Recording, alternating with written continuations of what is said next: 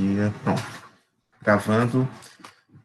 E eu vou fazer assim, vou tentar, logo no mesmo dia que eu dou a aula, já colocar no Moodle o link do YouTube, e aí vocês vão acompanhando por lá. Quem não pôde assistir, teve que sair em algum momento, teve algum problema, enfim, já pode ir acompanhando lá pelo YouTube, certo? E vou divulgando os links durante as semanas lá no Moodle. Pessoal, eu atualizei já o site, viu? Deixa eu compartilhar aqui minha tela com vocês. Eu já atualizei lá o site com a aula de ontem, que eu chamei coloquei uma aula lá, um capítulo 0. Então, se vocês entrarem, aqui, eletrotécnica, conta aqui é de vocês, instalações de infraestrutura urbana 2. Se vocês entrarem lá no link, né, para baixar os materiais, vocês vão encontrar, eu vou atualizar aqui esses dados de monitoria, uns links que tive que atualizar. Eu adicionei essa aula aqui ontem, que lá na Civil acaba sendo um nome um pouco diferente, né, instalações elétricas prediais, mas é a mesma coisa. E aí eu coloquei IEP, capítulo 0, como a aula de ontem, aquela de introdução às medidas elétricas básicas, né? E hoje a gente vai iniciar efetivamente o capítulo 1 das apresentações, certo? Já com atividadezinha no final para vocês fazerem. Bem, então aqui nas apresentações do capítulo 1, deixa eu tirar esse negócio aqui da frente.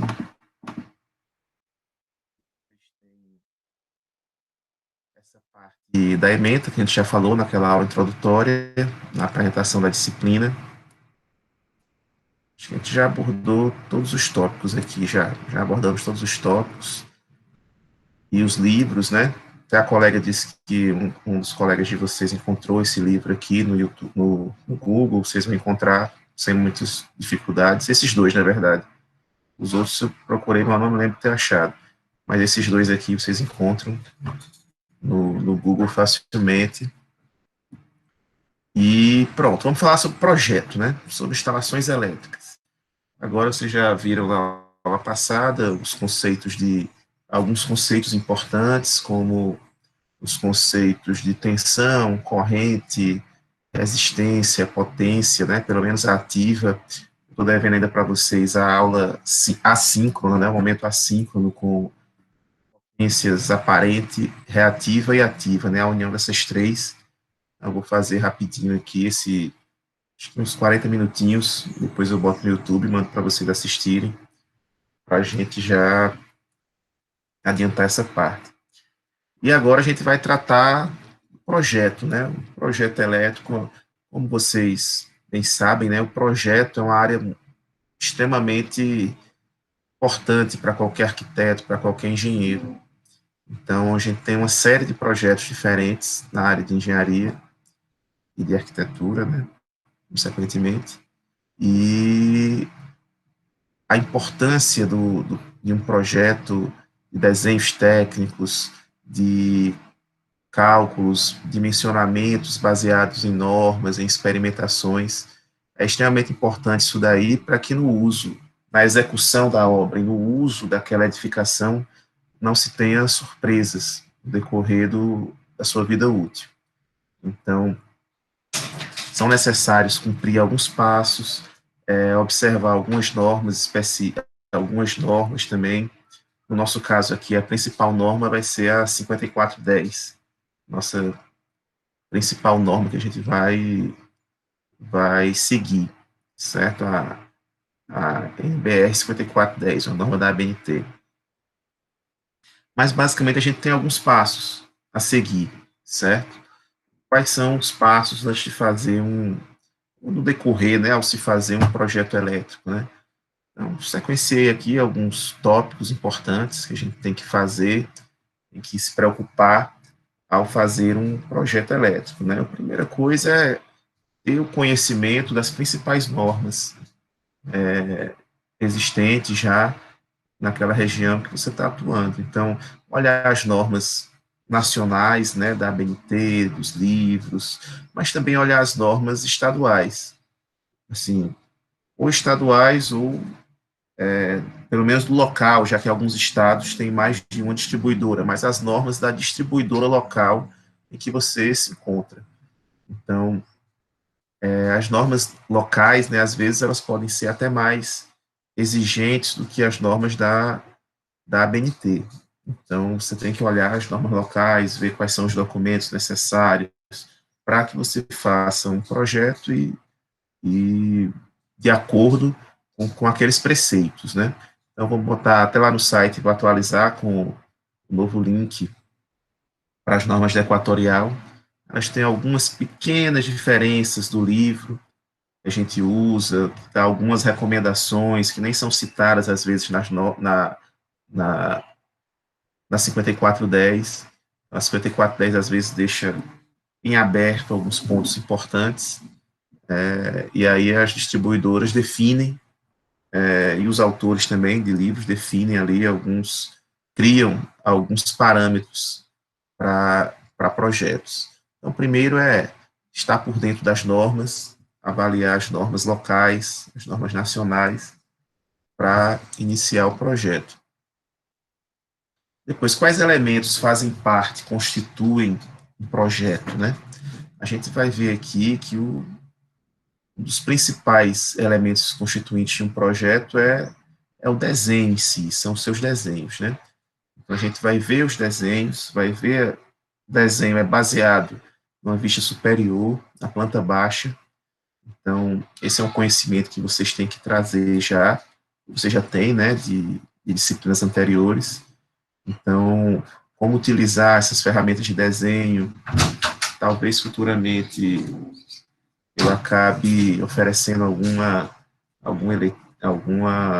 outra disciplina, alguma outra disciplina, sei eu, eletiva, ou algum curso de extensão, falando um pouco do projeto elétrico em BIM, um evento próximo que tiver, se souberem. O BIM é uma área muito importante, né? Certamente vocês já ouviram, não sei se na atualização de projeto de vocês, que ocorreu há pouco tempo, teve a adição de alguma disciplina obrigatória para falar do BIM especificamente, né? A gente tem na engenharia civil algumas disciplinas eletivas, foram aprovadas recentemente, só para o BIM, e temos o GBIM, né? O grupo de extensão só para BIM, né? Não sei se tem alguém da arquitetura ou só é do pessoal da civil mesmo, talvez tenha alguém da arquitetura fazendo parte do grupo, professora Viviane, Aline Barbosa, perdão, professora Aline Barbosa, que cuida, está capitaneando esse grupo, mas aqui nosso objetivo ainda é um pouco anterior, a gente vai ver um desenho básico mesmo, DWG mesmo, aqui a nossa introdução. Depois, em outra oportunidade, a gente pode adicionar essas outras ferramentas. Então, o desenho é extremamente importante, com sua legenda, com seu quadro de carga, com a planta baixa e o desenho dos eletrodutos, a identificação dos circuitos, a identificação de cada condutor que está passando dentro daquele eletroduto. Então, tudo isso daí são dados extremamente importantes, extremamente relevantes. Outro elemento constitutivo de um projeto é o seu memorial de cálculo, né? Então, você vai pegar ali um arquivo de texto, onde você vai especificar cada escolha, justificar cada escolha que você fez.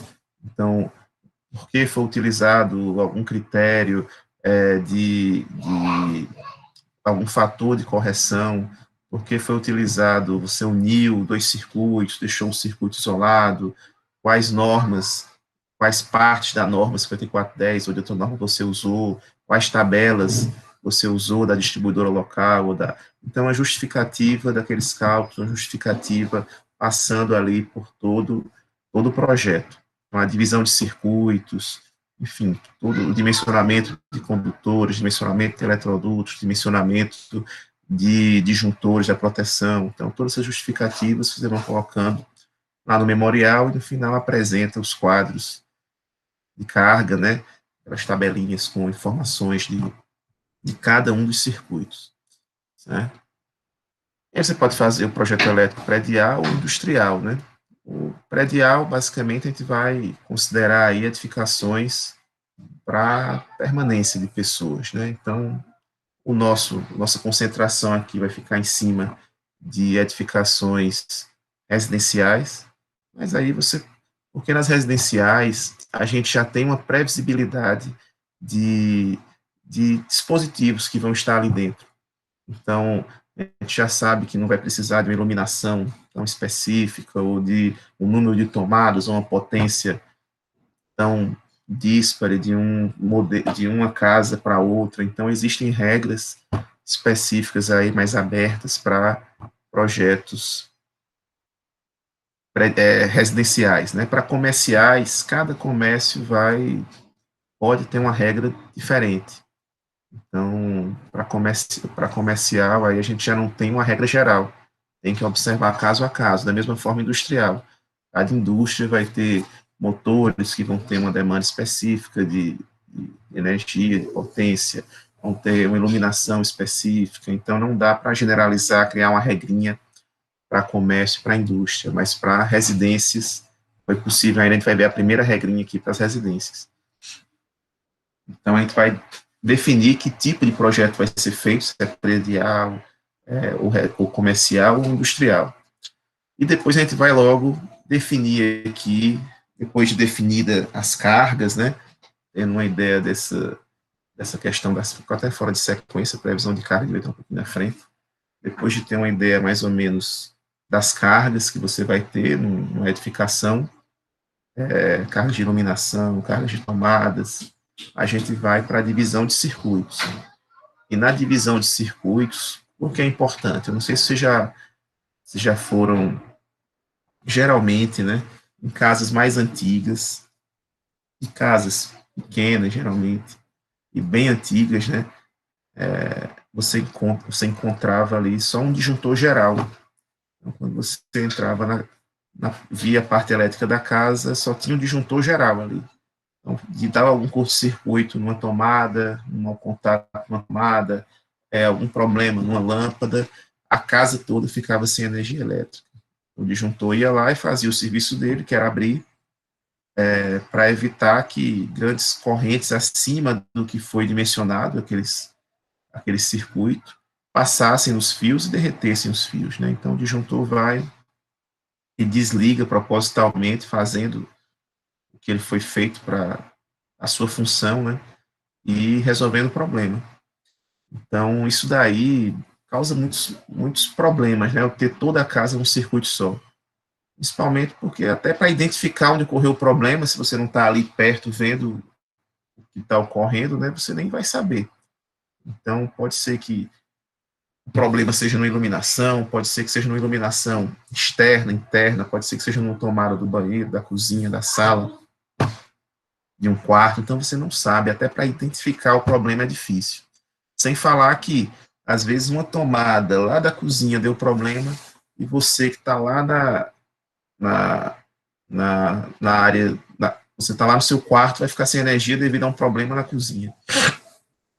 Então, a divisão de circuitos é importante por isso. Eu continuo tendo meu disjuntor geral, mas depois de sair do disjuntor geral, eu vou ter circuitos, uma caixinha de disjuntores, cada um responsável por um determinado setor da casa. Então, vou dividir aqui iluminação da metade da casa, iluminação da outra metade, tomadas da cozinha, deixa um circuito só, tomada do chuveiro, é um circuito só, tomadas dos quartos, deixa em outro. E aí, quando um desses abrir, ele não interfere nos outros, você resolve aquele problema sem maiores dificuldades. Então, tem algumas regras, né, previstas na própria 5410 sobre divisão de circuitos.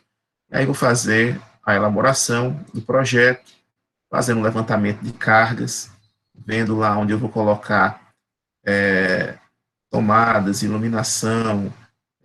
Se você já tiver no projeto arquitetônico pelo menos uma previsão de onde vão ficar as principais cargas, já ajuda muito. Você tem um quarto lá, não, aqui vai ficar o painel da TV, ou uma sala vai ficar o painel da TV aqui vai ficar um móvel, um guarda-roupa. Então, você já tem uma locação específica para os seus pontos, né? Os seus pontos de iluminação e seus pontos de tomada. Outro ponto, e aí, como eu disse para vocês, né, o projeto elétrico residencial, predial, com finalidade residencial, a gente já tem uma similaridade muito grande das cargas. E aí, a própria norma ABNT, ela prevê, baseado nas áreas e no perímetro de cada cômodo, então tem um quarto que tem 20 metros de perímetro e 25 metros quadrados de área, ou alguma coisa parecida, eu já tenho só que consultar a norma, eu já sei a quantidade de tomadas mínima que eu tenho que instalar naquele meu ponto, a quantidade e a potência que elas devem ter, o mínimo, né? A norma aqui, vocês vão observar aos poucos, que ela sempre prevê o mínimo estabelecido, então, vai prever ali o condutor o mais fino possível, que esteja dentro da norma, é aquele. Se você botar mais grosso, você bota. Aqui é a potência mínima de tomadas que você vai instalar na cozinha, no quarto. Se quiser botar mais, não tem problema não, só não pode botar menos do que isso. Ele faz isso para as tomadas e para a iluminação. A própria norma, ela cria uma regrinha para a tomada e iluminação, o quantitativo e a potência, certo? E aí você já sabe, mais ou menos, como é que vai ficar essa distribuição, tem que ser pelo menos aquela. Se quiser botar uma tomada a mais, não tem problema, pode colocar, o que não pode ficar é abaixo desse valor, certo? Então, eu vou escolher a localização dos pontos. Se eu tiver já uma ideia de onde vão ficar os móveis, melhor ainda. Se eu não tiver, tento dar enfim, prever ali onde possivelmente podem ficar alguns móveis. E se não der para prever nada, deixa distribuído para não ficar aí nenhuma parede desassistida, pelo menos. Vai escolher os locais do quadro de distribuição geral. Então, vou escolher os locais tanto do geral quanto dos parciais. Vou ter um na entrada da minha edificação, próximo ao medidor, vou ter outro dentro do ambiente. Onde é que eu vou botar um quadro de distribuição dentro da minha casa? Será que onde é que fica aí os quadros da casa de vocês? Quem já percebeu aí o local? Onde é que fica o quadro de distribuição dentro da casa de vocês? Eu fico próximo à cozinha. Próxima à cozinha, tem O outro meu fica no corredor. O meu fica na corredor, cozinha também. cozinha, corredor. O de alguém fica dentro do banheiro, pessoal? Ou dentro de um quarto? Não, né? O Se meu fica ficar, na tá errado. garagem. Garagem. Pronto, então observem as similaridades desses locais. Garagem, cozinha, corredor, são áreas abertas, áreas de livre acesso, certo? A gente nunca vai colocar um quadro de distribuição dentro de um quarto ou dentro de um banheiro, dentro de uma região fechada. Então, geralmente coloca-se dentro de uma área de livre acesso, certo? Que qualquer pessoa possa ir lá e desligar o disjuntor, religar, sem ter o risco de ter uma porta fechada naquele caminho, naquele caminho. E o local ideal para a colocação do quadro, a gente chama o centro da carga. Então, quando eu vejo lá a casa por cima, né, na planta baixa, na visão superior, eu vou colocar de forma que não fique uma carga muito distante do quadro. Eu tenho um local central ali, próximo às principais cargas.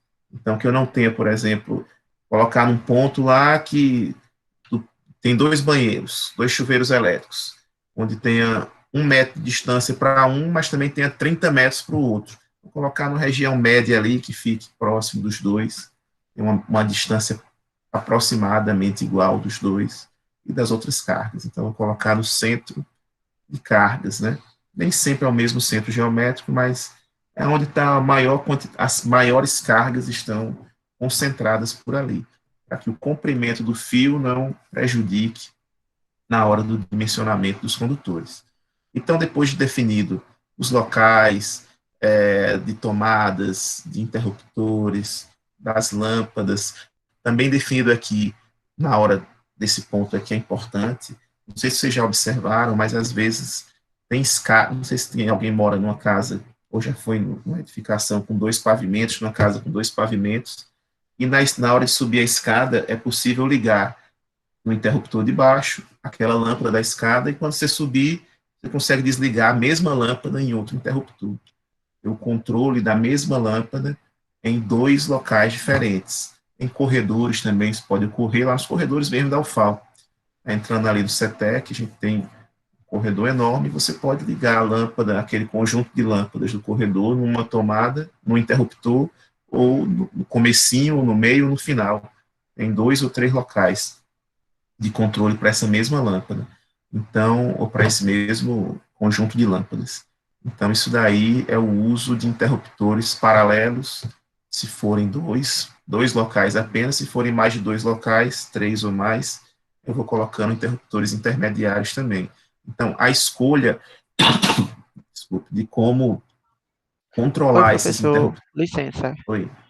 O senhor poderia explicar como que funcionaria essa parte desse interruptor que eu posso acender em vamos supor, no primeiro degrau da escada e quando eu subo a escada lá em cima eu apago essa luz?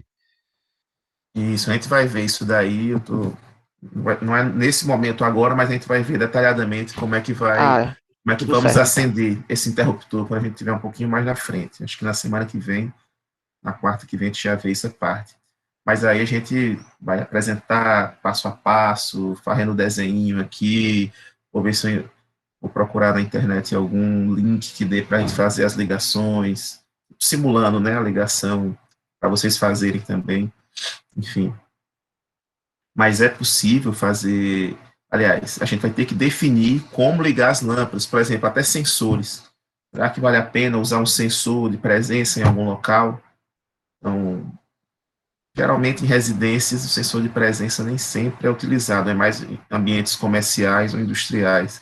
Mas pode ser que alguém queira, que vocês já foram em algum banheiro e mais comercial mesmo ambiente, entrou, a luz acendeu, saiu, ela apagou sozinha, passou por algum corredor que tem um sensorzinho de presença também, e depois que você saiu, parou de ter movimentação ali, a luz apagou só.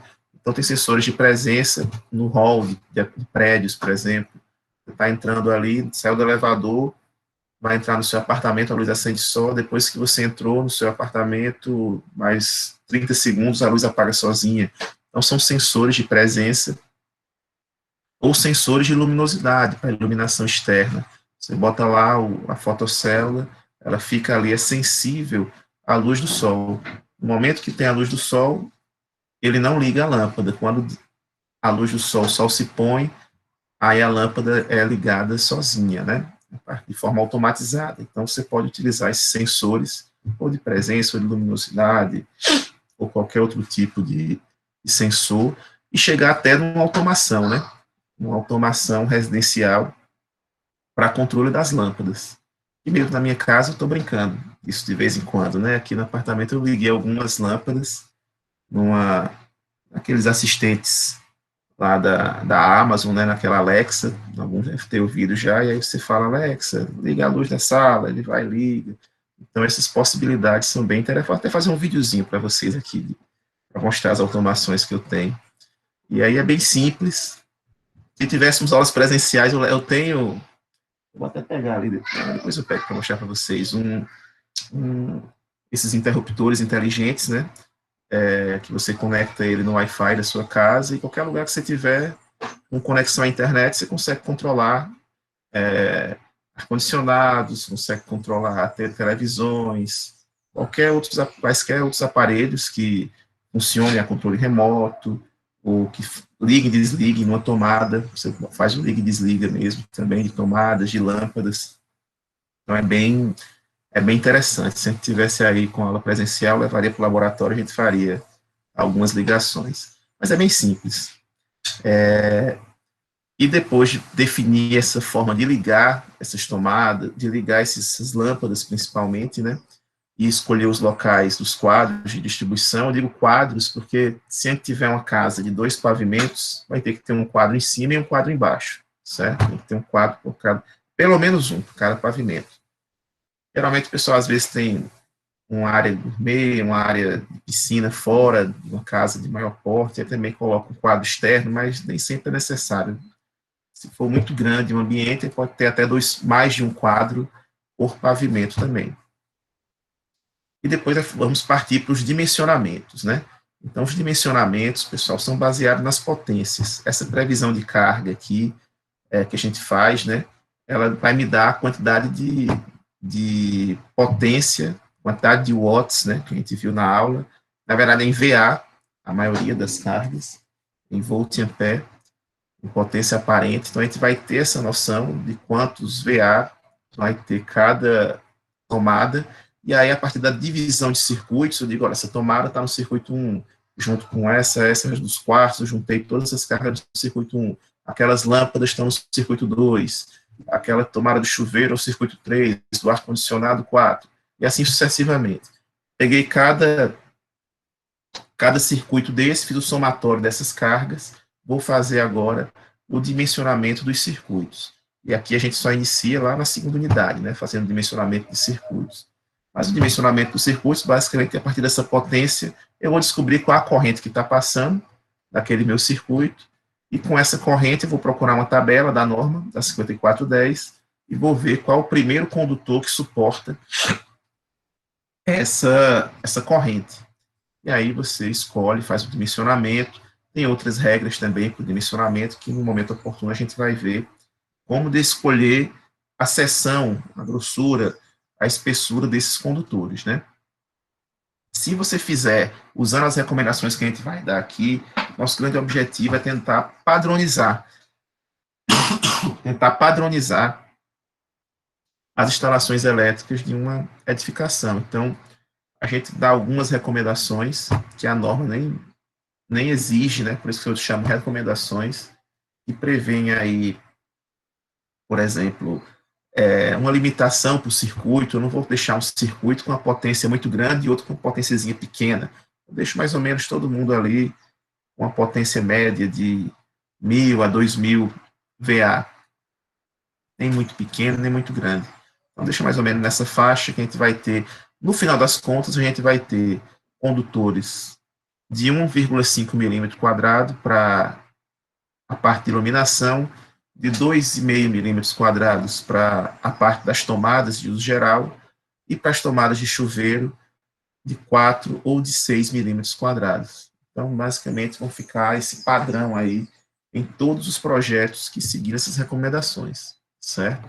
E para o circuito principal ali da casa, né, o alimentador principal, que vem lá do medidor da equatorial até o seu quadro, de 10 ou de 16 milímetros quadrados. Então, para uma residência, isso daí, seguindo as recomendações que a gente vai dar, vamos padronizar nessas seções, que vocês vão ver posteriormente. Então, aqui continuando, né, normas de fornecimento de energia, que são a questão das normas das distribuidoras, medição de energia elétrica, também é relativa à distribuidora, né, as próprias distribuidoras já definem o chamado padrão de entrada. Então, para quem for construir uma casa do zero, né, se tiver aí no projeto para uma nova construção, tem que visitar o site da distribuidora, baixar a norma da distribuidora e ver como é o padrão de entrada, quais os componentes necessários para que ela vá lá e faça a ligação daquela sua edificação, né? Então, você vai ter que ter um disjuntor de determinado tamanho, vai ter que ter condutores de determinada seção, vai definir se você quer uma ligação trifásica ou monofásica. Em outras regiões do país tem até bifásica, mas aqui na nossa região é só mono ou tri. Enfim, comprar os outros componentes necessários, é uma listinha de material, basicamente tem na norma, comprou, instalou, o pessoal vem fazer a sua ligação. E no final, é sempre bom sair com a lista de materiais para o seu cliente, né? É saber lá quantas tomadas ele vai usar, quantos interruptores ele vai usar, quantas lâmpadas ele vai ter, quantos metros de fio ele vai ter. Então, a gente faz uma estimativa aqui, as diferentes cores de fios, então é uma coisa importantíssima. A gente tem na norma, né, uma obrigatoriedade sobre as cores dos fios. Não pode usar qualquer cor, certo? Tem certas cores que vão ficar para funções específicas. Então, por exemplo, você vai usar aí para o condutor de aterramento do terra, né? Sempre o fio verde ou verde e amarelo, que tem as duas cores, assim, uma faixinha verde e outra amarela. Então, tem esse fio que é só para o terra. O condutor de neutro, né, o negativo, que vai dar a diferença do potencial lá com a fase. O condutor de neutro deve ser sempre azul claro.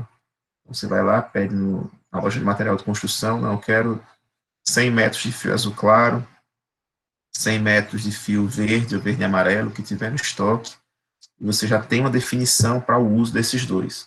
Os outros condutores podem ter cores diferentes. Certo? A gente fala em projeto, já viram vários projetos, né, mas a definição do projeto, né, uma delas aqui, a primeira é plano para a realização de um ato, um desígnio, uma intenção. O segundo conceito aqui que a gente encontra é cometimento, empreendimento, empresa. O terceiro é a questão de uma lei, né, uma redação provisória, um projeto de lei, estatuto, etc. E aqui é o que a gente vai usar é a representação gráfica e escrita, um orçamento de uma obra que vai ser realizada. Certo? Então, aqui é a nossa representação dos desenhos e depois as especificações lá no memorial descritivo. Então, projeto elétrico é a representação gráfica escrita das futuras instalações elétricas de um recinto, residência, prédio residencial, prédio comercial, indústrias de pequeno, médio, grande porte, e em todo e qualquer local em que se faz necessária a utilização de energia elétrica. E aí tem um passo a passo para até chegar na obra, né? Primeiro tem que ser feito toda a fase de concepção, dimensionamento, levantamento de preços, o projeto em si, aqui é uma visão em perspectiva, né, que a gente pode obter essa visão aqui mais facilmente em projetos de BIM, né, que ele dá essa visão em 3 dimensões, mas geralmente a gente só vai ter a visão superior mesmo, da planta baixa. Então, primeira parte de projeto, você vai lá na obra, o local da obra, vai visitar e ver, não adianta nada eu botar, não, eu quero um circuito trifásico aqui, se na distribuidora não passa o circuito trifásico na rua, só passa o monofásico, então tem que ser monofásico, né? Ou você colocar uma carga muito grande para o transformador que tem na rua, tem que solicitar autorização para a distribuidora, ela vai analisar e aumentar o transformador dela para poder suprir a sua energia, ou até mesmo o cliente vai ter que se responsabilizar por esse custo dessa expansão dessa rede, né? Mas a primeira fase, essa fase de projeto, uma vez aprovado esse projeto, né, você vai fazer a implementação do projeto, vai para a obra, né? Então, vou lá para a obra, vou lá, faço aqui, faço os cortes, instalo os eletrodutos, as caixas de passagem de teto, as caixas de passagem de parede, depois vou colocando os fios aqui, as caixas de passagem do quadro de distribuição e os vários eletrodutos que vão interligando esses elementos, né? Vou passar os fios, né, aqui de várias cores diferentes, vermelho, branco, preto, azul, enfim. E vou fazer a conexão nas minhas tomadas, nos meus interruptores, sendo prevendo as normas. Por exemplo, essa tomadinha aqui já não está mais valendo, né? A gente está no novo padrão de tomadas, com os três buraquinhos lá e aquela profundidade maior. Então, já tem que usar tudo nesse padrão. Por isso que o projeto é importante para o pessoal ir seguindo, né, a equipe de execução e seguindo esse projeto. Depois de finalizada a sua obra, né, dependendo da potência da obra, pode ser necessário você chamar de novo a equipe da distribuidora para eles virem e dizer, olha, você fez do jeito que estava no projeto, vamos dar uma conferida, vamos ver lá se o disjuntor está daquele tamanho, se o local daquela proteção está correta. Se tiver, eles vão e fazem a ligação. Se for um projeto de baixa tensão, às vezes não precisa nem dessa visita, é só essa conferência, né? Então, não há uma exigência tão grande para projetos residenciais, geralmente. só em projetos de maior porte, que há uma exigência maior. Então, um projeto deve prever o quê? Segurança, certo? Eu quero que as pessoas ali dentro tenham segurança, não tomem choque, ou se tomarem, o circuito de proteção protejam contra, seja capaz de proteger contra choques elétricos. A gente vai ver que para o circuito proteger é necessário um dispositivozinho específico, que talvez em algumas casas de vocês tenha, a casa de alguns de vocês tenha, que é um disjuntor especial chamado DR, diferencial residual. Depois vocês puderem dar uma passadinha no quadro de distribuição de vocês, darem uma olhadinha lá, talvez alguns tenham um DR. O DR é um dispositivo que é obrigatório pela norma, certo? A utilização dele, e ele protege efetivamente contra o choque elétrico. O disjuntor normal, ele está protegendo os fios. A obrigação do disjuntor é fazer com que o fio não derreta. Mas aí as pessoas, muitas vezes, podem tomar um choque ali, a correntezinha baixa, o nosso corpo tem uma resistência muito grande, como eu comentei na última aula.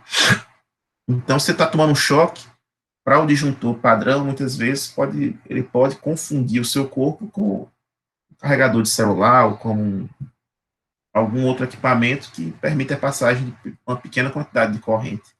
E aquela corrente ali é o suficiente para matar você em alguns segundos. Então o DR não. Ele vê, olha, o que está entrando no positivo e não está voltando pelo negativo, o que está entrando na fase e não está voltando pelo neutro, está tendo uma fuga para algum lugar. Está passando pelo seu corpo, está indo para o chão, porque seu pé está no chão ali molhado, está tendo uma fuga. Então ele pega essa diferença e, se for acima de um determinado limiar, ele vai desligar o circuito. Então você tem que prever alguns equipamentos de proteção. Esse é um deles. Tem um outro, proteção contra descargas atmosféricas. Se cair um raio ali próximo à sua edificação, eu vou ter lá um dispositivo de proteção contra surtos de energia. Ele não vai deixar queimar os seus equipamentos elétricos, ele dá uma segurada na tensão, mantém ali os 220 no máximo, né? Entre outros equipamentos de proteção. Tem que ter uma boa funcionalidade, né? Tem que funcionar tudo direitinho, sem ficar abrindo direto. Ó, para vocês terem uma ideia, eu morei, pronto, eu comentei, né, que eu não sei se comentei com vocês, estou dando tanta aula aqui que eu já esqueci, mas quando eu entrei na UFAL, eu entrei em 2013, entrei lá em Delmiro Gouveia. E Delmiro Gouveia ainda é uma cidade pequena ainda, né, mas nesses anos desenvolveu-se muito, né?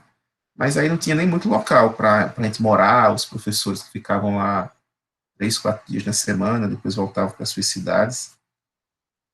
Então, quando a gente ficava lá, a gente decidiu alugar um local, os professores, né, que iam e voltavam para Maceió, decidiu alugar um local, e o proprietário do local decidiu fazer uma reforma, né? Construiu mais banheiros, para cada quarto ficar uma suítezinha. E colocou um chuveiro, um ar-condicionado em cada quarto, ou seja, a carga daquela casa aumentou muito. Uma casa que tinha, acho que 2 banheiros, do dia para a noite, assim, dentro de um mês, ficou com 7 banheiros, ficou com ar-condicionado, não tinha nem ar-condicionado, eu acho, inicialmente, só tinha um, talvez. Ficou com uns 5, 6 ar-condicionados, cada um quarto, era uma casa bem grande. E aí ele não fez um investimento adequado na parte elétrica da casa, né? E aí chegava o dia de coincidência máxima de todo mundo ali, simultaneamente, geralmente na quarta à noite, que o pessoal que ficava até quinta, quarta estava lá, e o pessoal que chegava na quarta de manhã ficava até sexta.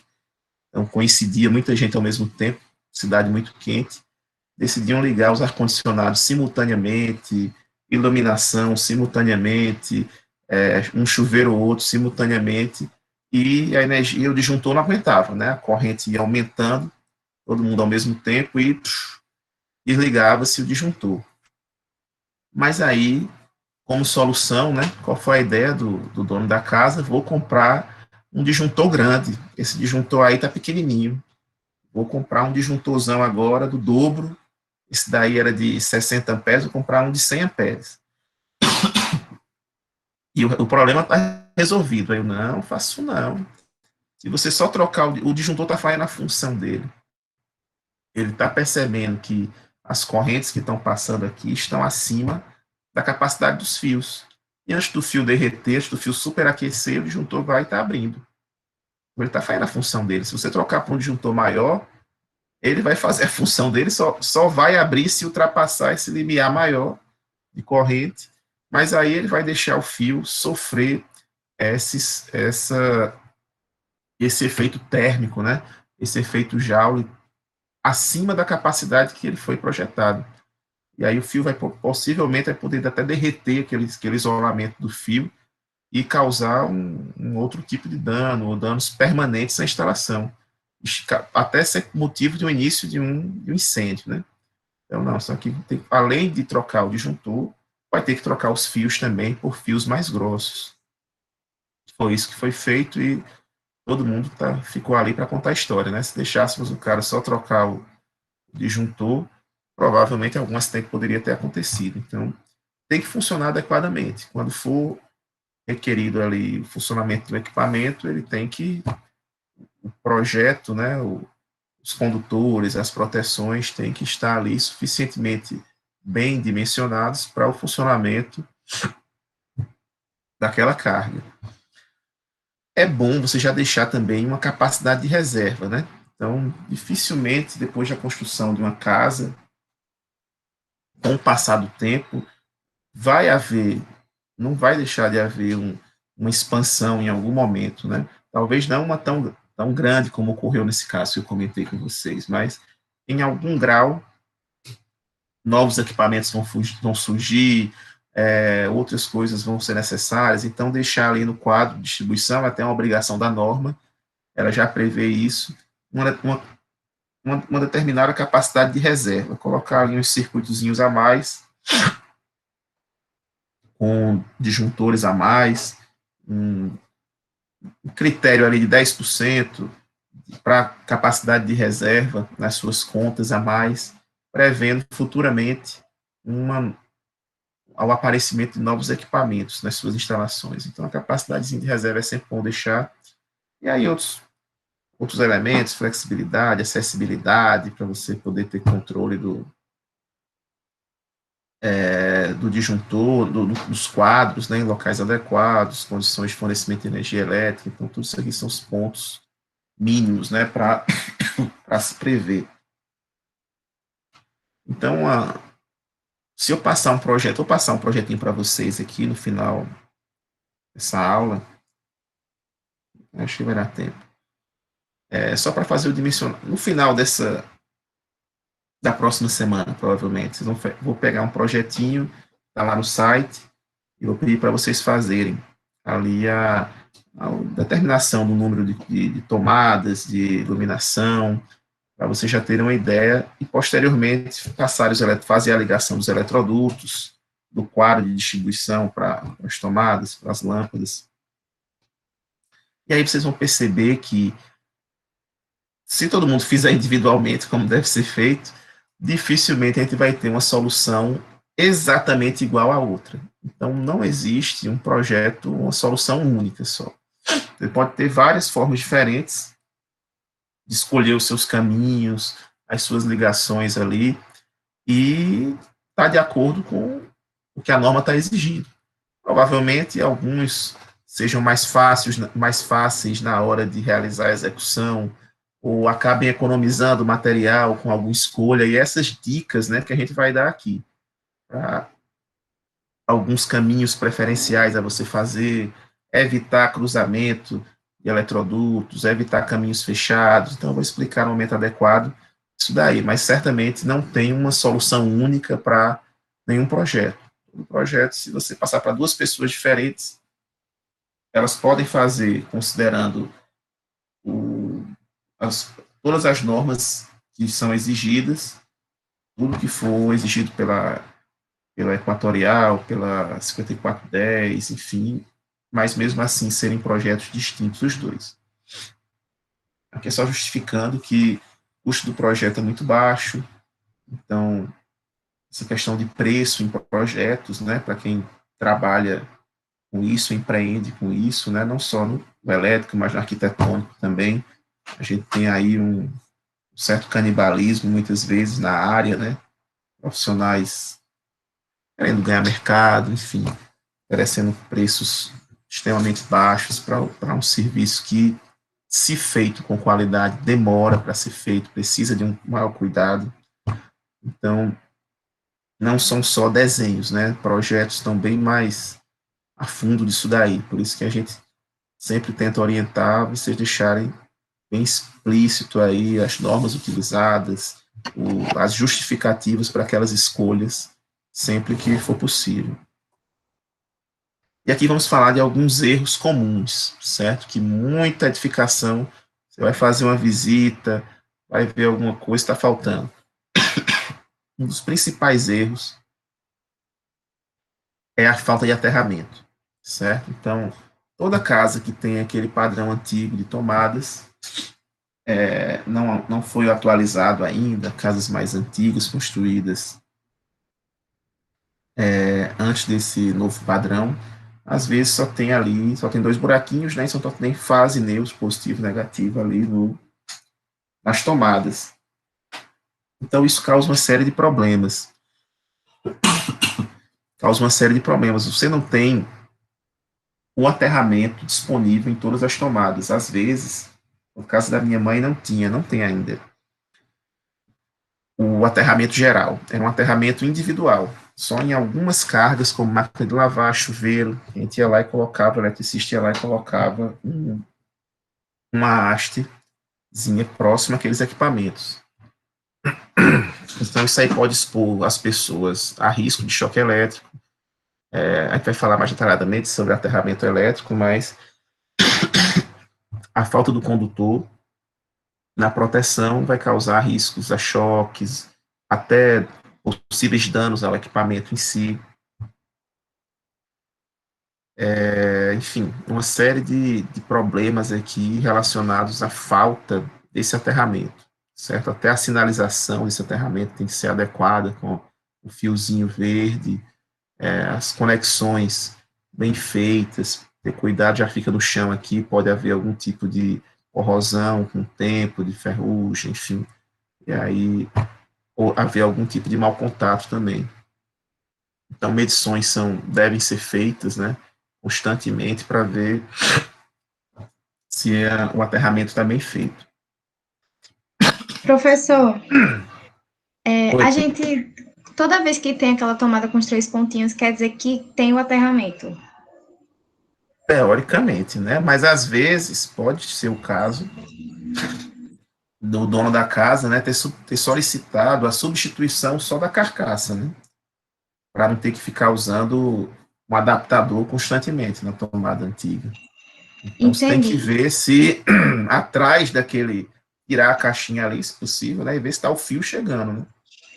E por que, O por exemplo, fiozinho, mesmo às vezes você tá no banheiro com um chuveiro elétrico e o pessoal fala que tem aterramento e ainda assim fica dando aquele choquezinho quando você vai pegar na. Esqueci o nome agora. na torneirinha ali, né, para abrir e Isso, fechar, né. no registro. Isso, no registrozinho. Pode ser que seja, tem que ver como é que está a qualidade desse aterramento, efetivamente. Talvez não esteja numa qualidade mais adequada desse aterramento. Provavelmente esse é o problema. Ver o contato, não sei se alguém já trocou uma resistência de chuveiro aqui, eu aqui em casa eu sempre troquei. Ver o tipo do chuveiro, ver se tem alguma, mas geralmente no chuveiro elétrico, esses de uma resistência em contato com a água, né? Esses chuveiros elétricos, a resistência entra em contato com a água diretamente. Então a água é energizada. A água sai ali entra em contato com você, energizada realmente. Dependendo da condutividade da água, da salinidade, das características da água, ela vai ser um melhor ou um pior condutor de energia. E aí se o aterramento não for de boa qualidade, ele acaba não conseguindo retirar, drenar essa energia que está saindo com a água, né? Então, às vezes o seu corpo fica energizado, na hora que você encosta em uma parte condutora aterrada, aí vai passar uma correntezinha pequena, mas vai do seu dedo para a parte energizada, para a parte em contato com a edificação, né? E aí acaba causando choque. Eu acho que tem um aluno que está esperando ser aceitado na aula. Eita, deixa eu ver aqui.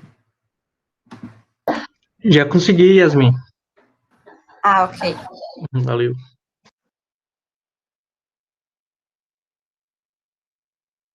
A questão do choque elétrico em chuveiro ocorre muito comumente por falha do aterramento, ou mesmo tendo a haste, ó, tá vendo aqui, a gente tem 3 hastes, que a gente tem uma malha de aterramento.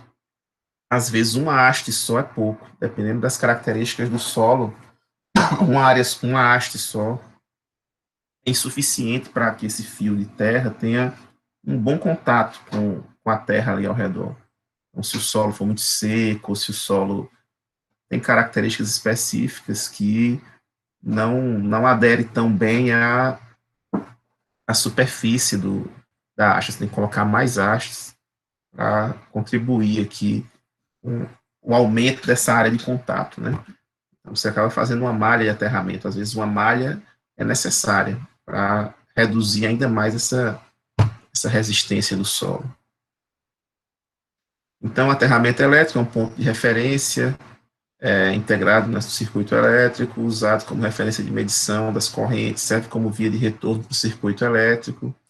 Finalidade, permitir que qualquer pico de energia de corrente seja diretamente caminhado para o chão, bem longe das instalações elétricas, de modo que sejam absorvidos sem maiores danos. Então, o aterramento ele é usado para evitar fugas de corrente e também é usado no caso de alguma descarga atmosférica, né?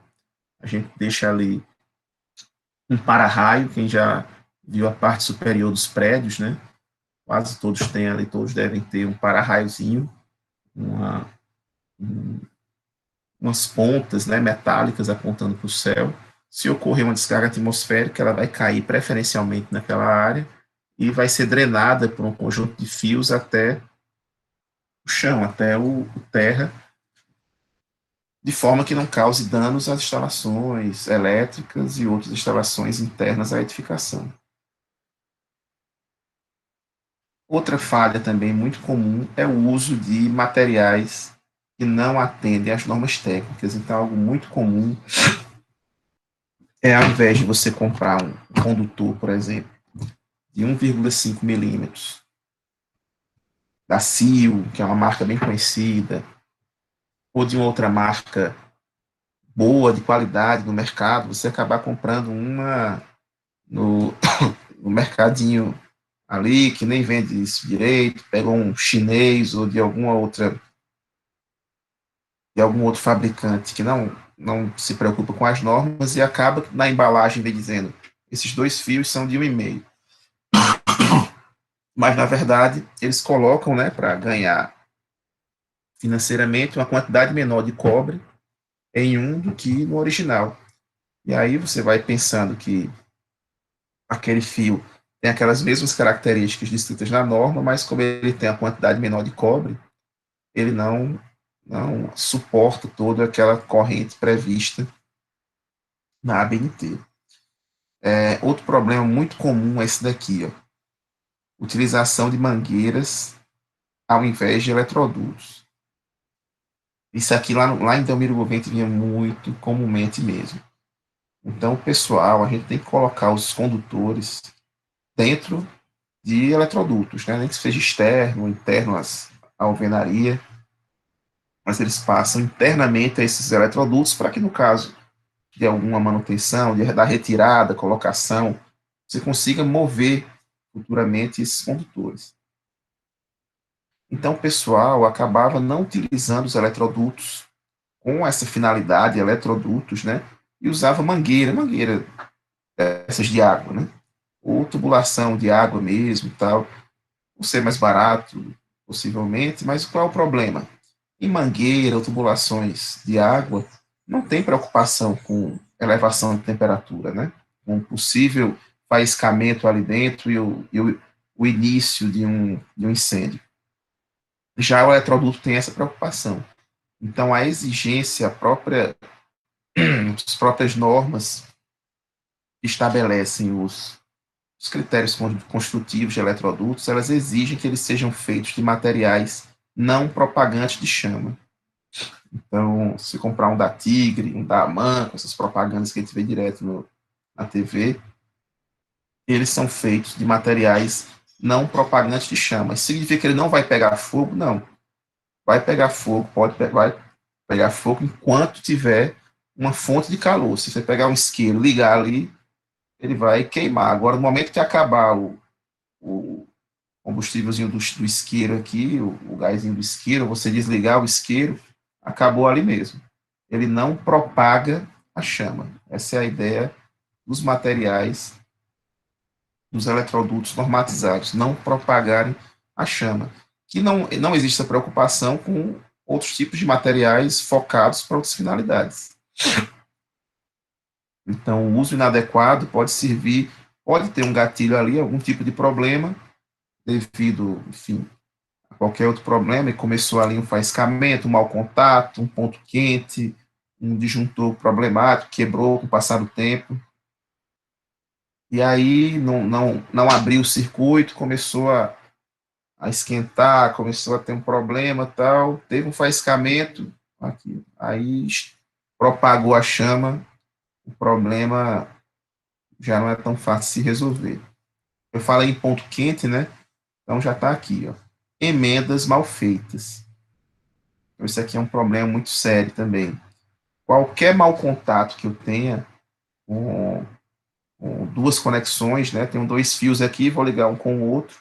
Esse contato tem que ser bom de duas formas. Tem que ser um bom contato elétrico, então ele tem que estar ali juntinho, não pode causar muito aquecimento naquele contato quando passagem de corrente, mas também tem que ser um bom contato mecânico, para que você puxe o fio de um lado e ele não se rompa facilmente. Então tem que ter um bom contato elétrico e mecânico, né?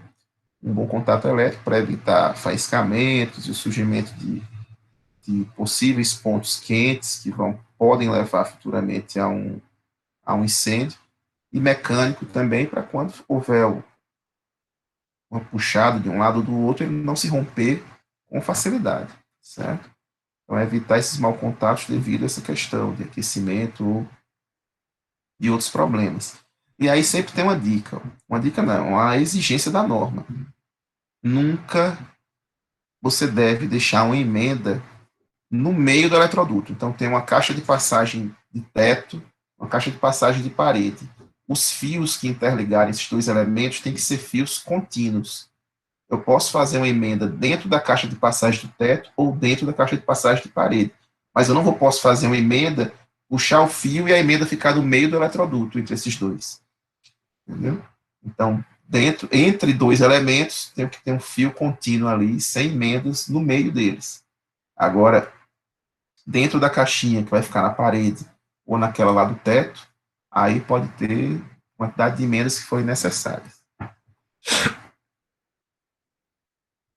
Então, aqui tem uma série de tipos de emenda diferente, que estivesse nas aulas práticas, lá no laboratório, mas é uma diversidade, geralmente isso daqui é mais comum, e tem os conectores, né? Outro tipo de emenda, né? O fio está passando, quero trazer, descer para uma tomada lá embaixo, o fio passando pelo teto, vou pegar lá, fazer uma emenda e trazer para baixo. Mas hoje o que está tomando conta do mercado são os conectores. Aqui é bem mais rápido, fica bem mais limpa a sua instalação. Você vai lá, colocou um, colocou o outro, fechou aqui. Eu tenho até um conector ali, vou mostrar para vocês. Usar com conectores otimiza muito e é um contato limpo aqui, fechadinho, não vai trazer problemas para vocês. Depois, é acabar utilizando, é a previsão de tomadas em quantidade suficiente. Então, você tem um quarto, um número pequeno de tomadas, o que você vai acabar usando? Extensão, vou usar um T, vou usar aqueles filtros, né? Até o filtro de linha é até menos problemático, mas aquelas extensões, 3 metros de comprimento, 5 metros, eu estou prolongando o fio que não foi dimensionado para ter esse comprimento todo. Quanto mais eu aumento a distância, mais problemas eu vou trazendo para aquele meu condutor, né? Se eu estou usando um T, aquela tomada foi prevista para receber um equipamento, não 3, 4, 5 equipamentos, né?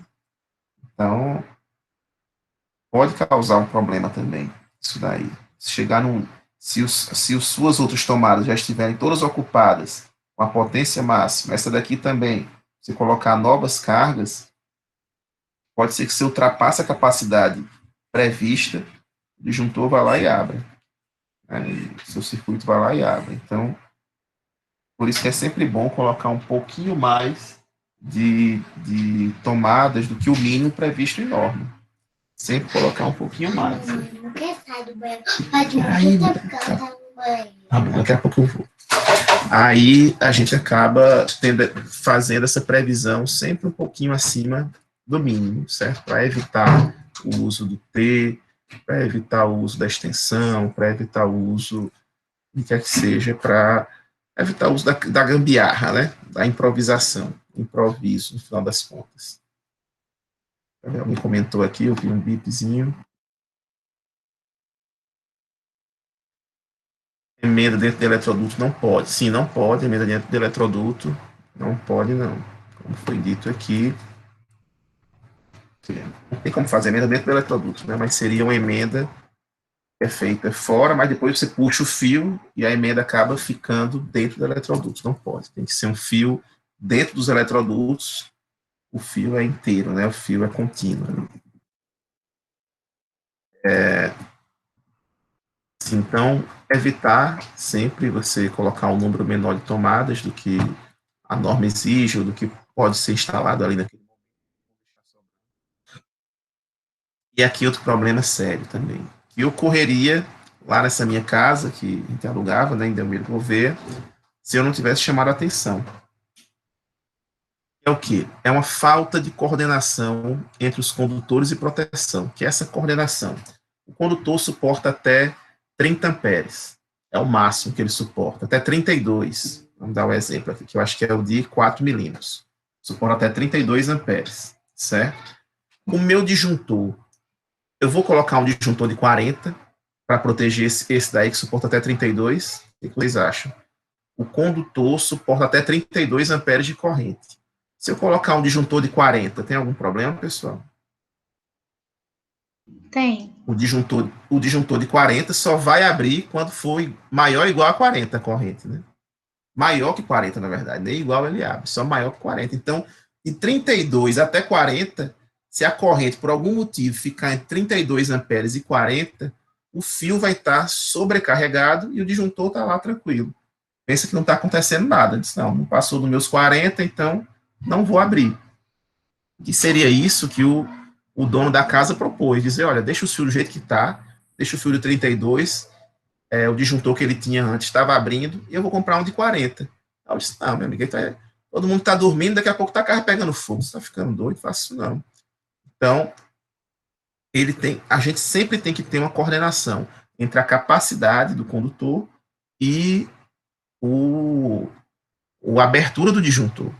Então, no caso aí, eu teria que colocar um disjuntor sempre abaixo, menor ou igual, né, à capacidade do fio. Então, como não tem disjuntor de 32, eu vou lá e coloco um de 30, certo? Eu coloco um menor ainda. Então, aqui, ó, o fio de 2,5 suporta até 25 amperes. Como é? É comum encontrar instalações condutores ligados no fio de 25 e 30. O máximo que ele deveria ter é um de 20. 25 e 30 já vai ficar uma certa quantidade de amperes ali sem proteção. Então, a gente sempre tem que ter esse equilíbrio, essa coordenação entre a capacidade máxima do disjuntor, do condutor, e a capacidade de corte, né, adequada do disjuntor. certo? Nunca está descoordenado isso daí, porque aí vai que a corrente chega naquele limiar ali, bem no meio. O disjuntor não vai abrir e o fio está derretendo já. Bem, então esses são os 5 principais problemas, né, que a gente encontra nas instalações elétricas, certo? Só recapitulando, aterramento primeiro, depois a gente falou de materiais que não seguem as normas, condutores mais finos do que deveriam ser, mangueira sendo utilizada, ou tubulação de encanamento de água sendo utilizado como eletroduto, emendas mal feitas, frouxas, um número menor de tomadas do que o necessário, e um mau dimensionamento entre o disjuntor, que protege o fio, e o fio em si, né? Então, são os principais danos, os principais problemas que podem causar acidentes, incêndios, etc. Aí um mau projeto, né, acaba em todas as áreas, né? Acaba causando um retrabalho na obra, você, opa, isso aqui está mal dimensionado, vamos ajeitar na obra. E tudo que é adaptado na obra acaba, às vezes, não sendo o melhor caminho a ser tomado. Então, acaba aumentando o custo de execução, ou os disjuntores vão ficar abrindo em pleno uso, vai ter um aumento de consumo de energia por perdas, etc., etc., queima de lâmpadas, uma iluminação inadequada, curto-circuito, sobrecarga, falta de materiais na hora da obra, enfim, uma série de problemas pode causar. E agora, pessoal, rapidinho aqui, antes de liberar vocês, vamos pelo menos ver aqui as recomendações ao dimensionamento da iluminação, certo? Vou pegar aqui depois eu pego meu quadro, para a gente ver aqui, fazer um exemplozinho aqui com o meu quadro. Então, a gente tem a instalação elétrica, uma das etapas extremamente importantes, devem ser elaboradas de acordo com as normas,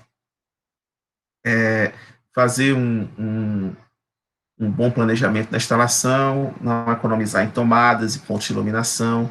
Quanto mais existirem, menos problemas terá mais tarde com esses improvisos, né? E ele deve ser baseado no projeto arquitetônico, de engenharia, enfim. Então, vamos agora para o projeto, que seria, essencialmente, consiste em selecionar, dimensionar, localizar, de forma racional e eficiente, os equipamentos e outros componentes necessários. Então, baseado na 5410, a gente vai fazer a previsão de carga. A previsão de iluminação, ela se baseia na previsão de potência de cada ponto de iluminação, certo? Não necessariamente aqui ele vai dizer, olha, sua sala tem que ter 2 pontos de iluminação. Não, vai dizer, tem que ter pelo menos um ponto com tantos VA de potência. Se você quiser dividir em 2, em 3, em 4, você tem a liberdade. Tomada já é diferente, ele já diz a quantidade de tomadas e a potência de cada uma delas, certo? Então, aqui a previsão é baseada aqui não é o projeto luminotécnico, certo? É diferente. Essa previsão aqui, ela baseia-se apenas para você ter uma potência de referência. Esse é o grande objetivo.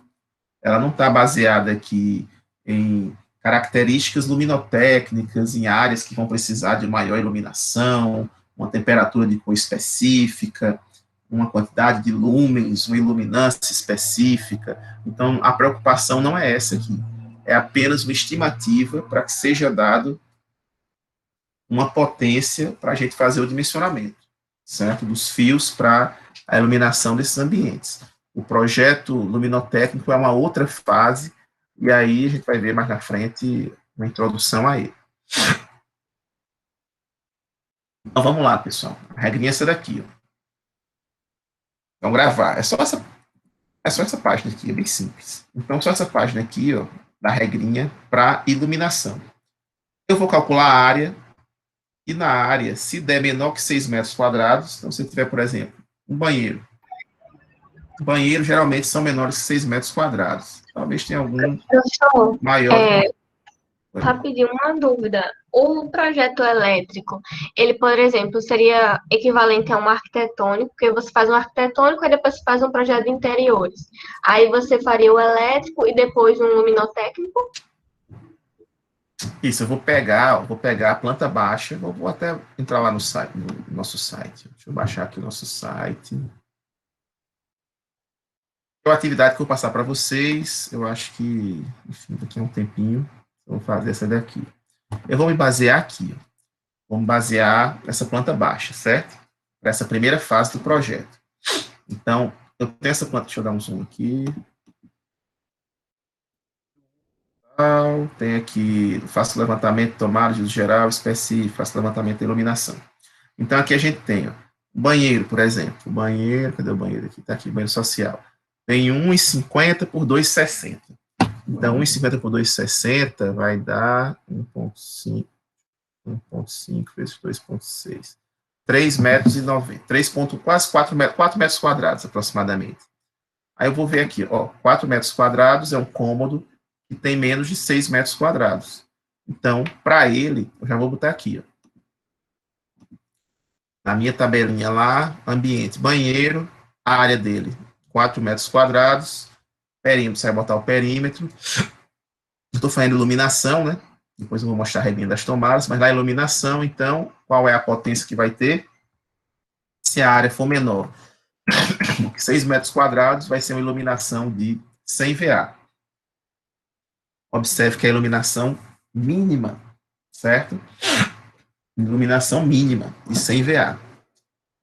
Então, eu vou lá e coloco pelo menos 100 VA. Mas se eu quero botar 120, bota. 150, bota, não tem problema não. O mínimo é 100 VA. E eu lembro aqui, nesses casos, pessoal, a gente está utilizando para dimensionar essa iluminação o pior caso de todos. Ou seja, o uso de uma lâmpada menos eficiente, que é a lâmpada incandescente. Então, aqui, se for usar uma lâmpada de 100 watts, uma lâmpada incandescente, daria conta. Mas, na prática, você vai acabar usando uma LED de 12 watts aqui. Então, você geralmente vai estar muito folgado nessa previsão aqui para o uso, ou uma de 30 fluorescente. Agora, se for maior que 6, vamos para outro cômodo, que é maior que 6, né? Vamos para outro cômodo aqui, maior que 6. Vamos para a sala de estar. A sala de estar tem 3,20 por 4,70. Aqui, acho que vamos... 3,20 por 4,70. Então, deu 15 metros quadrados. 15 metros quadrados, minha área de estar. Minha sala de estar, certo? Como é que eu vou fazer aqui? Pela norma, eu vou ter... Vou pegar... Calculei a área, deu acima de 6 metros. Então, já não me enquadro nessa daqui. Vou me enquadrar nessa regra. Aí, olhando aqui, ó, potência de iluminação igual a 100 VA para os primeiros 6 metros quadrados. Deu 15, né? Então, para os primeiros 6, eu já guardo 100. E soma-se 60 VA para cada 4 metros quadrados inteiros. Certo? Então, vou lá.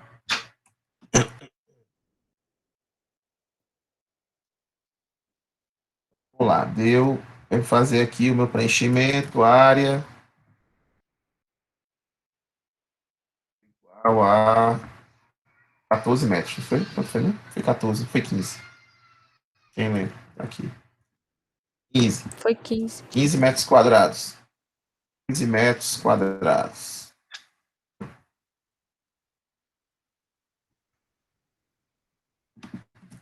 Pronto. 15 metros quadrados. Isso daqui foi igual aqui, ó, aos primeiros 6 metros, certo? Mais, aí eu vou pegar inteiros de 4, né? Vou pegar de 4 em 4 inteiros. Então, vou pegar aqui 4, já dá 10, mais 4, já dá 14, só sobrou 1, né? 6, mais 4, mais 4, mais 1. Então, aqui ficou, aqui embaixo, né? Potência.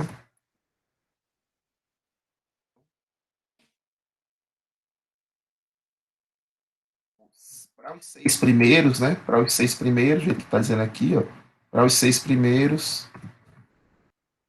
100 VA. E de 4 em 4 inteiros, 60. Então, ficou aqui 100 VA. 100 VA. Mais 60. Mais 60. esse 1 aí, ele não é inteiro. Então, descarta. Vou nem colocar aqui. Esse 1 aqui é descartado. Vou fazer assim. Já. Descartei esse 1. Que ele não é inteiro. Então, só deu inteiro aqui esse 4 e esse 4. Então, no final das contas, a iluminação para esse ambiente de 15 metros quadrados foi de pelo menos 220 VA. Acabou, só isso. 220 VA, pessoal, quer dividir como? Não, bote 3 pontos de 80. Vai passar um pouquinho, mas não tem problema não. 3 pontos de 80 ficou 240, não tem problema não. A sala é grande. Minha sala tem um tamanho bom aqui, 2, 4, 4, 4,70, 3,20.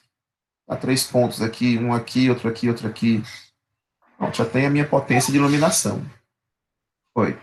Quando a gente for especificar, aí a unidade vai ser VA ou vai ter em algumas Isso. Watt? VA. Algumas situações o VA é igual ao Watt. Vai estar na minha aula assíncrona para vocês, certo? Um pouquinho para frente. O VA vai dar em watts em algumas situações. Quais situações? Quando estivermos tratando de chuveiro elétrico e de lâmpada incandescente, ou seja, elementos que é uma resistência que tem ali dentro. Então, VA igual ao watt nessas duas situações. Onde tiver lâmpada fluorescente ou algum motor elétrico, uma geladeira, alguma coisa assim, aí já não podemos considerar a mesma coisa.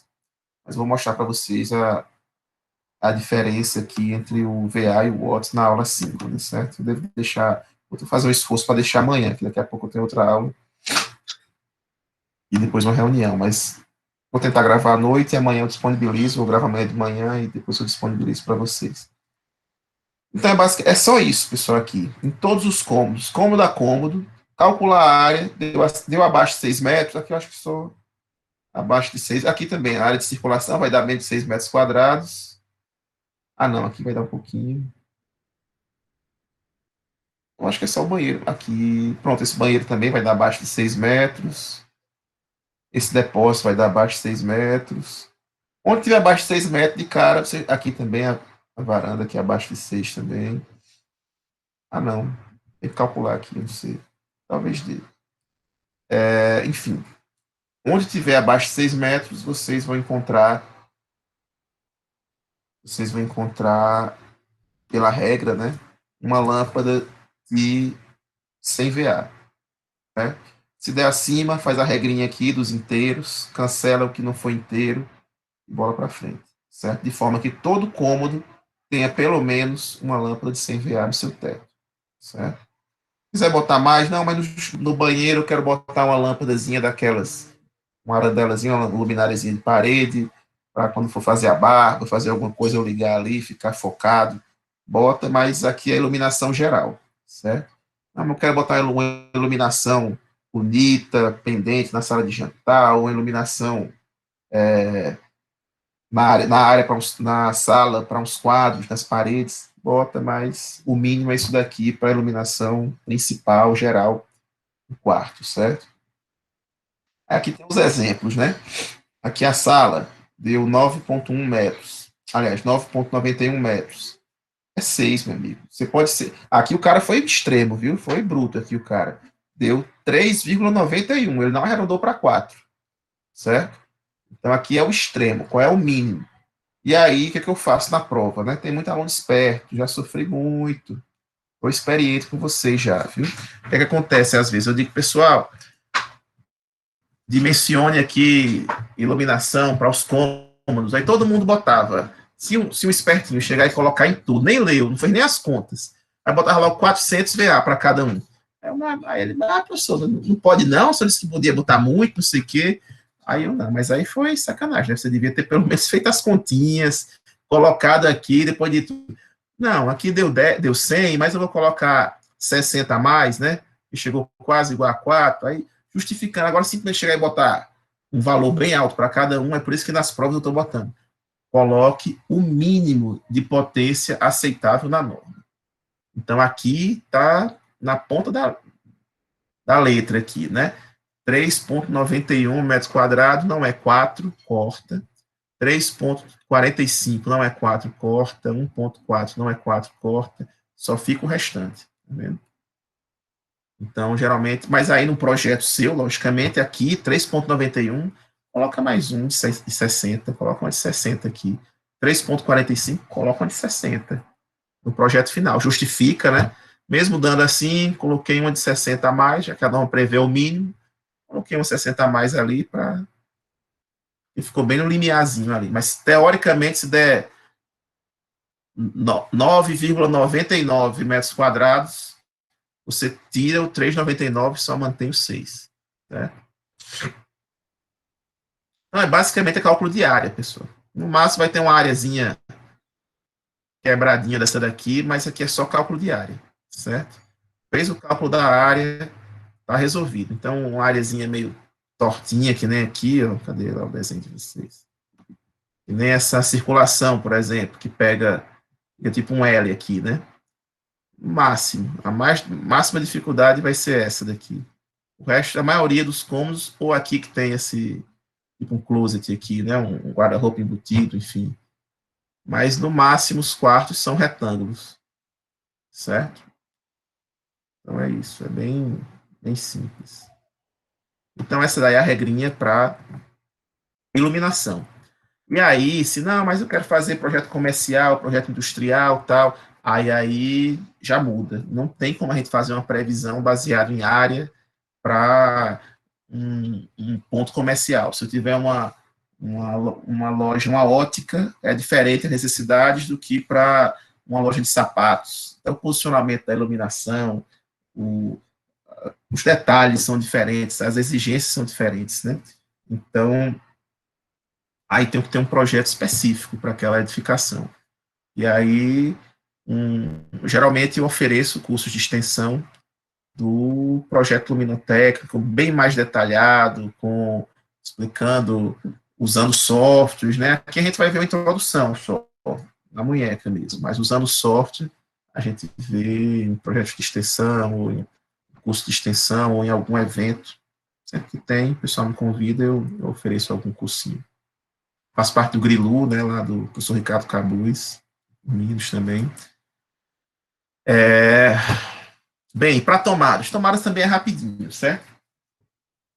12 minutos para terminar. Tomadas, pessoal, a gente divide e classifica em duas categorias. Tomada de uso geral, as TUGs, e tomada de uso específico, as TUs. E aí o pessoal confunde muito. O nome já indica, né?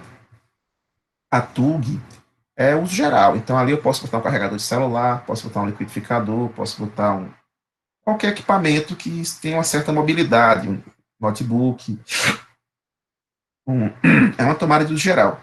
E a tomada de uso específico é aquela tomada que geralmente vai servir sempre para o mesmo equipamento. Então, ar-condicionado. Dificilmente você vai tirar a tomada do seu ar-condicionado, que fica lá em cima, e vai colocar ali o carregador do seu celular para carregar a tomada do ar-condicionado.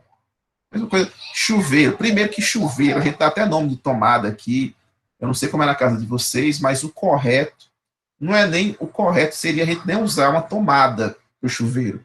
O chuveiro devia ter só a caixa de passagem, você ligar fio com fio ali, pegar os fios, o seu chuveiro, ligar nos fios ali do circuito que está saindo da caixa de passagem do chuveiro. Não deveria nem ter uma tomada com plug, não, porque aquelas tomadas com plug, aquelas mais grossas, né, que tem vocês já viram aqueles que tem um buraquinho maior e o plugzinho é mais grosso, suportam no máximo 20 amperes.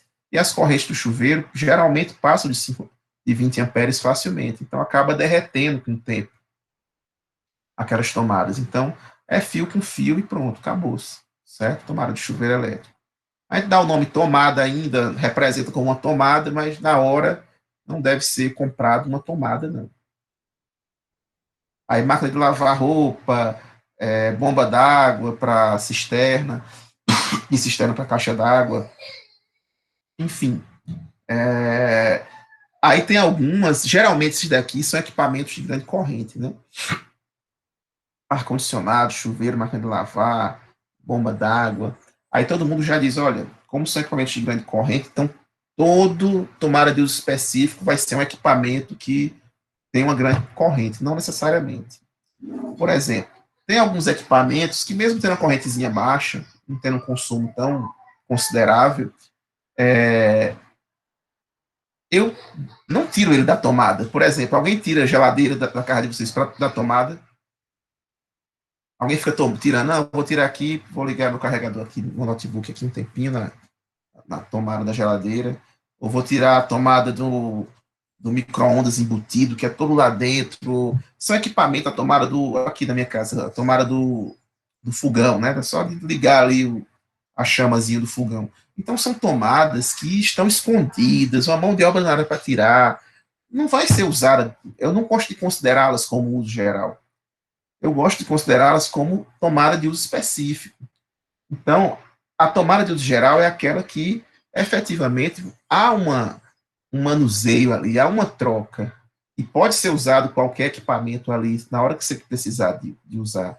São tomadas que estão à disposição para uso, entendeu? Já a tomada de uso específico, não. Geralmente são equipamentos com potências mais elevadas, mas também são aquelas tomadas que estão escondidinhas ali, que estão ou que estão em equipamentos que não se desligam, certo? Que simplesmente não se desligam. E aqui, na norma, a gente vai fazer a previsão do número de tomada de uso geral. E aí, se eu faço na cozinha, por exemplo, e na previsão aqui, deu 5 tomadas, mas aí você tá contando no meio dessas 5, geladeira, fogão, micro-ondas, só sobrou 2, meu amigo. Só sobraram 2 para ficar à disposição ali para algum uso eventual. Então, por isso que eu considero, às vezes, geladeira, com uso específico, entendeu? Para não contabilizar, acabar limitando o número de tomadas aqui para aquelas que vão ficar sendo usadas de forma constante. Certo? Basicamente, o dimensionamento de tomadas de uso geral a gente faz aqui baseado também na área, agora no perímetro também, mas a de uso específico não. O dimensionamento de uso específico tem aquele equipamento, é uma tomada para ele. Bom, então, não vão contar as tomadas de uso específicos no dimensionamento das tomadas de uso, na previsão das tomadas de uso geral, certo? Então, para fazer o dimensionamento, a previsão da tomada de uso geral, rapidinho, 7 minutos, é para fazer o quê? Primeiro, calcula a área, do mesmo jeito que a gente calculou antes, né? Menor que 6 metros. A gente, primeiro aqui, ó, vamos lá. Tem algumas exceções, logicamente, aqui. Porque, diferentemente de iluminação, a iluminação do banheiro deve ser tão boa quanto qualquer outro ambiente, tal, é tudo mais padrão, iluminação. Mas número de tomadas, eu vou ter uma exigência de número de tomadas nos quartos diferente da exigência do banheiro, mesmo o banheiro sendo grande. Que também tem que ter uma regrinha um pouquinho diferente para uma cozinha, né? Cozinha, geralmente, você tem vários eletrodomésticos ali. Então, ou uma área de serviço, né? Também que tem outros eletrodomésticos. Então, são regras um pouco diferentes. Professor, me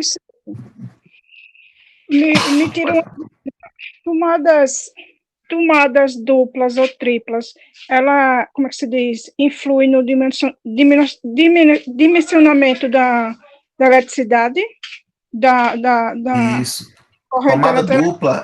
Tomada dupla é como se fosse 2. Certo? A gente contabiliza, dá no mesmo. Uma tomada no mesmo espelho, ter 2 ali, ou ter 2 separadas. Tem que contabilizar com 2 acessos diferentes, 2 potências diferentes em cada ponto de conexão, certo? Então, aqui, ó, se o cômodo tiver menor que 6 metros quadrados, tem que ter pelo menos uma tomada de 100 VA. Se for maior que 6 metros quadrados, aí, olha como é a regrinha agora. Pelo menos uma tomada de 100 VA a cada 5 metros de perímetro ou fração, distribuídas o mais uniformemente possível. Então, a regrinha agora, depois de calcular da área, deu mais de 6 metros, esquece a área, calcula o perímetro.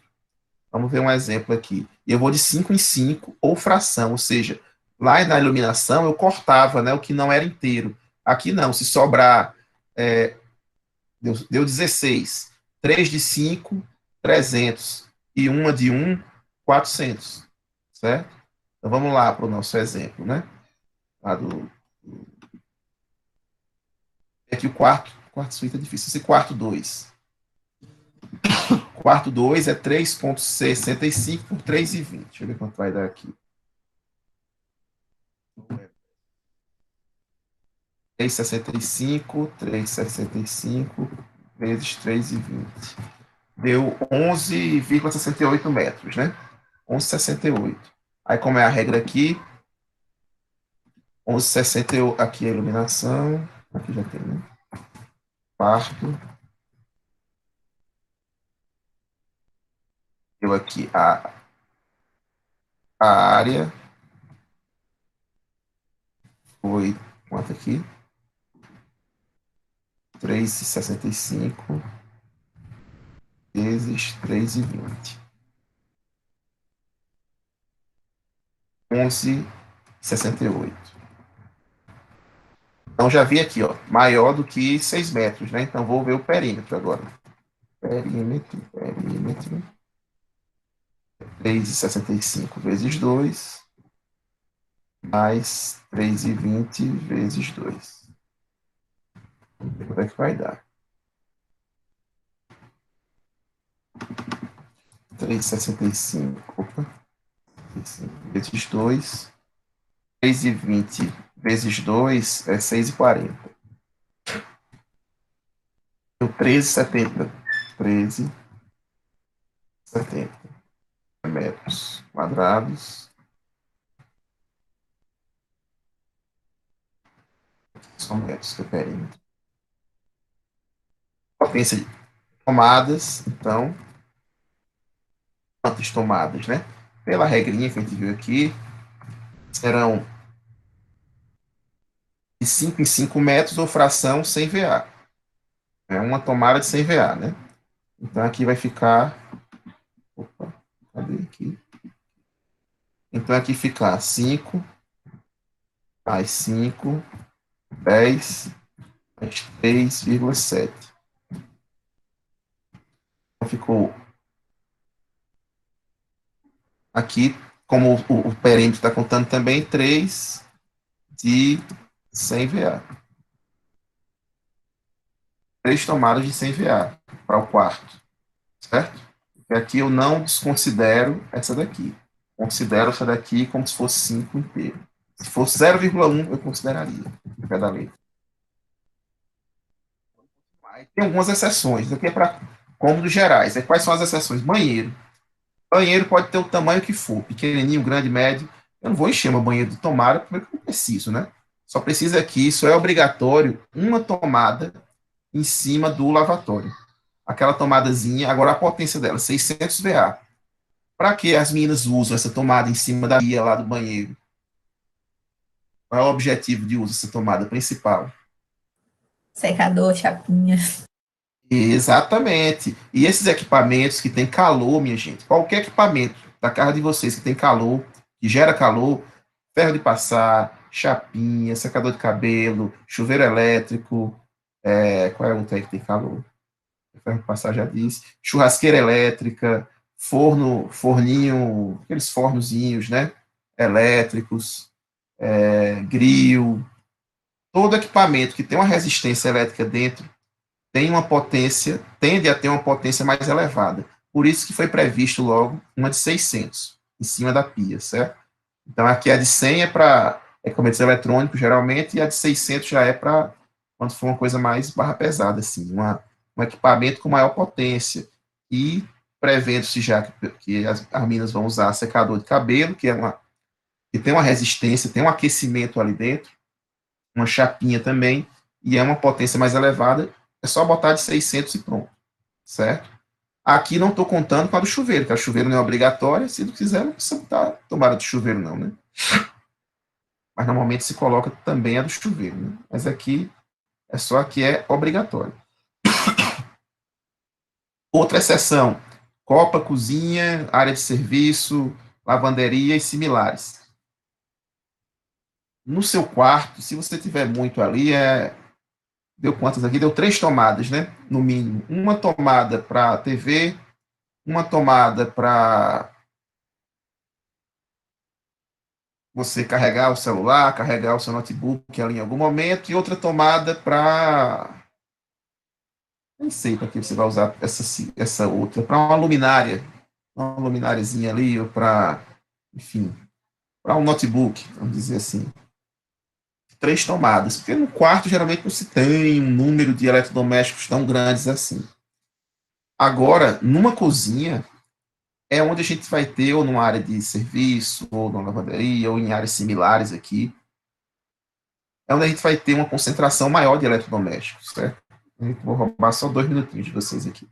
Então, a gente vai ter uma concentração maior. Então, eu não pego mais de 5 em 5, eu pego de 3,5 em 3,5, certo? Eu vou pegar uma areazinha menor, um perímetrozinho menor, de 3,5 em 3,5. Aí eu vou lá, 3,5, 3,5, 3,5, fração.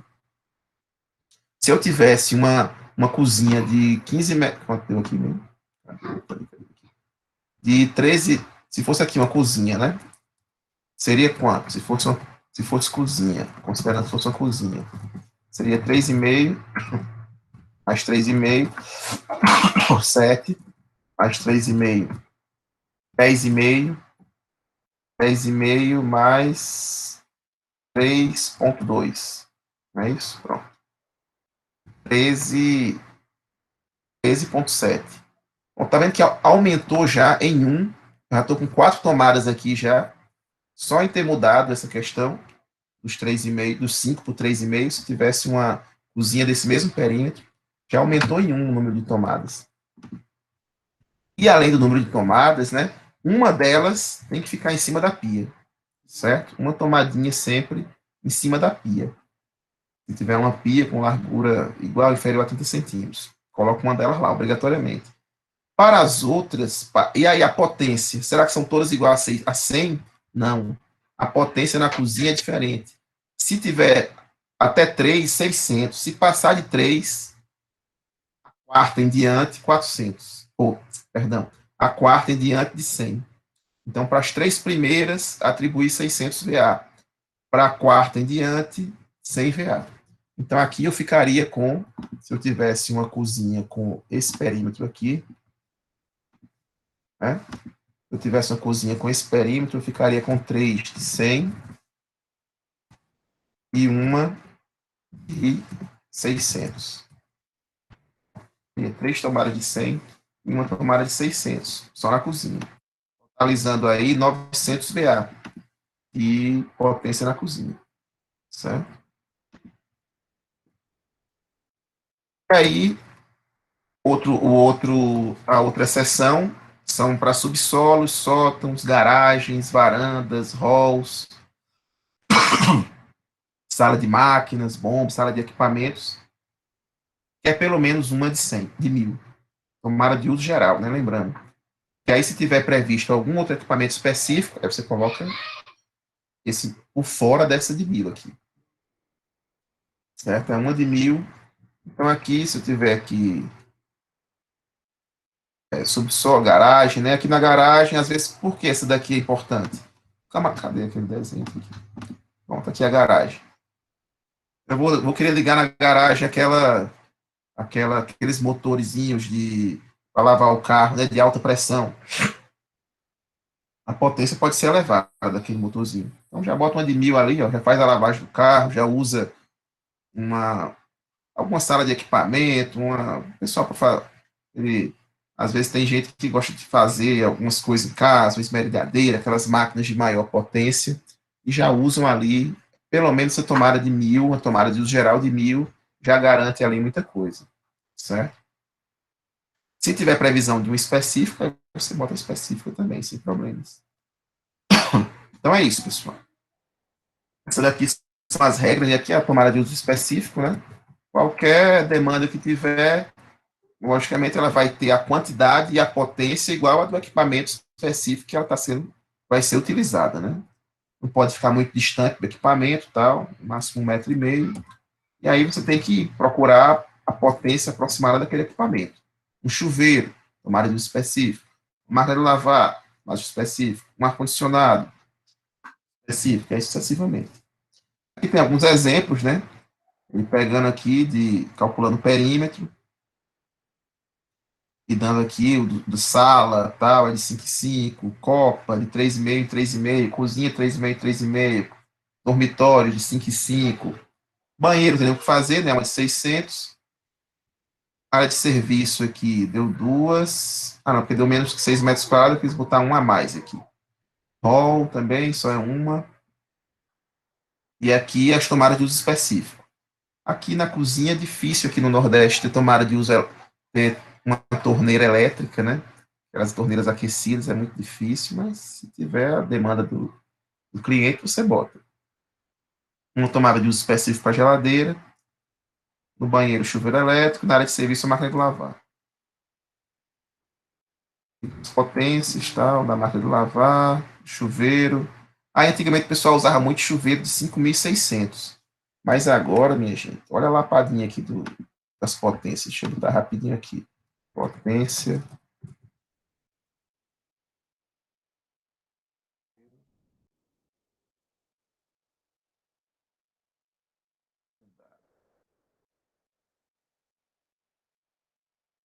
$6.500, olha a lapiada. Esses chuveiros que são com resistência blindada, o daquele caso, inclusive, é desse daqui, é de 6.500 watts. É uma potência elevadíssima. Então, os 5.000 e pouco, tem uns até de 7, um amigo meu mandou uma foto para mim, tem 7.200 watts. Chuva aqui, ó.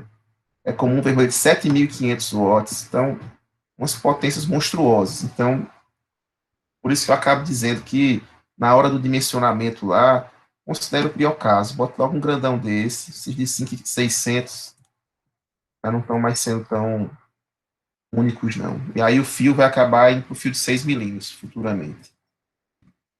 E era isso, pessoal, para a aula de hoje. Agradeço aí pelos minutinhos a mais. E a gente vou passar o exercício para vocês, já para fazerem, mandarem até domingo, no caso, que a aula é terça, né? Até segunda, no caso. Esse exercício aqui lá do site, ó, esse aqui, né? Que tá aqui, ó, esse IEP exercício 1, certo? Esse aqui.